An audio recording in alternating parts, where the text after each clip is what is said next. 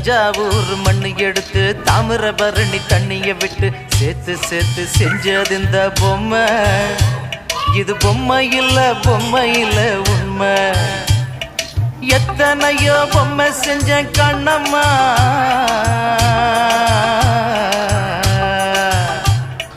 எத்தனையோ பொம்மை செஞ்ச கண்ணம்மா.